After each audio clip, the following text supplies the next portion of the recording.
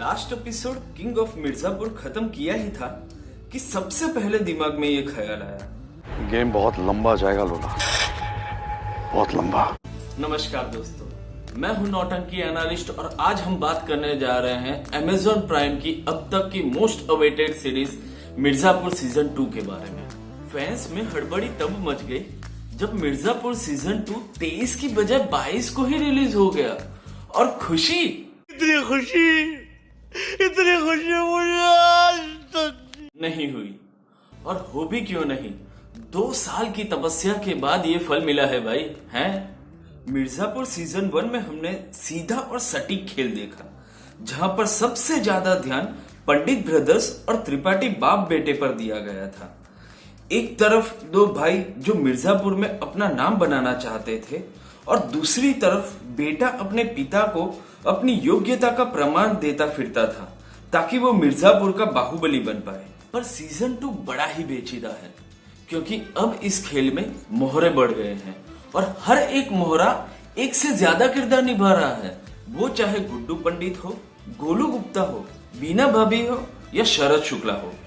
हकीकत में ये लोग क्या है और इनका अगला कदम क्या होगा, ये समझ पाना मानो नामुमकिन है। बात जब किरदार की हो रही हो तो इस खेल में नए मोहरों का जलवा भी काबिले तारीफ रहा, जैसे कि रॉबिन, माधुरी यादव, भरत त्यागी, अद्धा त्यागी, बोले तो दद्दा त्यागी, डॉक्टर साहब, शकुंतला शुक्ला और सीजन 2 के उभरते सितारे और सीजन 1 के सबसे ज्यादा प्रचलित टोपरी वाले चाचा। जी हाँ, टोपरी वाले चाचा इज बैक और उनको देखते ही मुन्ना भैया का डायलॉग याद आ ही जाता है। पर वो क्यों आता है उसके लिए सीरीज देखनी पड़ेगी। और दूसरी तरफ सीजन 1 के खेल में जो मोहरे ज्यादा नहीं हिले, उन्होंने भी सीजन 2 में अपने परफॉर्मेंस से सबको हिला के रख दिया, जैसे कि बीना त्रिपाठी, रामशरण मौर्य, शरद शुक्ला, शबनम और महाभारत के संजय की तरह थर्ड आई ऑफ मिर्जापुर मकबूल।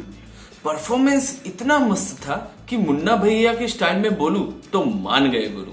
पर सीजन 1 से सबको अपनी चाल और तौर तरीकों से लुभाने वाले 4 किरदार, तो भाई साहब क्या बात, क्या बात, क्या बात।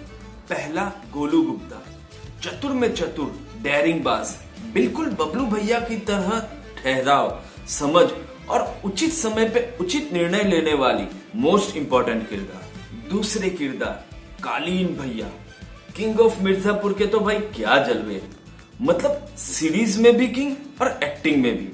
उनकी हर एक मूवमेंट के लिए उनको अवार्ड मिलना चाहिए, जैसे कि मुस्कुराने का स्टाइल, गर्दन हिलाने का स्टाइल या तमीज से अपने बेटे की बदतमीजी करने का स्टाइल, सभी क्लासिक। तीसरे गुड्डू पंडित, जो दिमाग कम और दिल से ज्यादा सोचते हैं।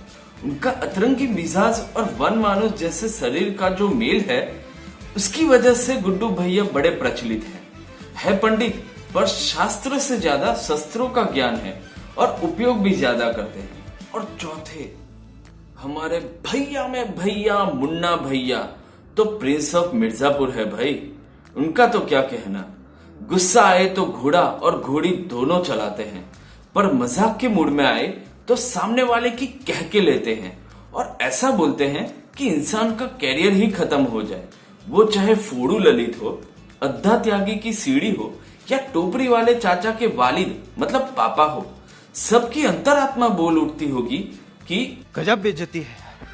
ओवरऑल बात कर तो सीजन 2 की कहानी थोड़ी स्लो रही, जिसकी वजह से शायद फैंस को ज्यादा पसंद ना आए। पर देखना यह है कि सीजन 1 के लास्ट एपिसोड में जैसे बबलू भैया को मारा गया था, उसी हिसाब से इस बार भी सीजन 2 में लास्ट एपिसोड में किसी एक महत्वपूर्ण किरदार को मार दिया जाता है, जिसकी कमी भर पाना आने वाले सीजन में मानो नामुमकिन है।